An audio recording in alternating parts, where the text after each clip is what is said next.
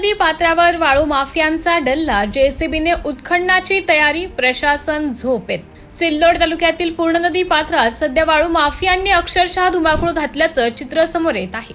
शासनाने वाळू पट्ट्याचा नियमाप्रमाणे लिलाव करून फक्त 500 मीटर परिसरात आणि गट क्रमांक 544 ते 569 पर्यंतच वाळू उत्खननाची परवानगी दिलेली आहे। मात्र वास्तव परिस्थिती पूर्णपणे वेगळी दिसत असून या वाळू पट्ट्यांचा लिलाव झाला आहे तो भाग सोडून इतर सर्व ठिकाणांहून मोठ्या प्रमाणात बेकायदेशीर वाळू उपसा सुरू असल्याची माहिती स्थानिकांकडून मिळत आहे।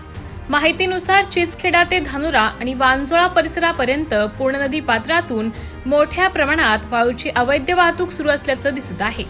स्थानिकांच्या म्हणण्यानुसार सकाळी 6 वाजल्यापासून 100 पेक्षा जास्त ट्रॅक्टरांचा ताफा नदी पात्रात उतरून वाळू काढून वाहतूक करत असल्याचं दृश्य रोज पाहायला मिळत आहे।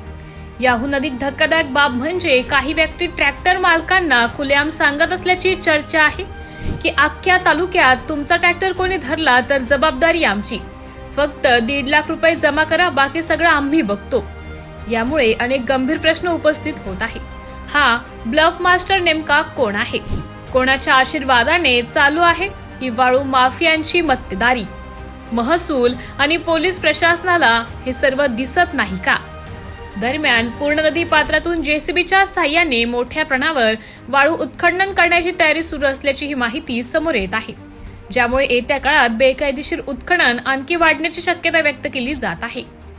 या प्रकारामुळे शासनाचा लाखो रुपयांचा महसूल बुडत आहे, नदी पात्राचे पर्यावरणीय नुकसान होत आहे आणि कायद्याची उघडपणे पायमल्ली होत आहे। त्यामुळे प्रशासनाने तात्काळ लक्ष घालून वाळू माफियांवर कठोर कारवाई करावी, अन्यथा स्थानिक नागरिकांचा संताप उडफाळून येण्याची शक्यता नाकारता येत नाही।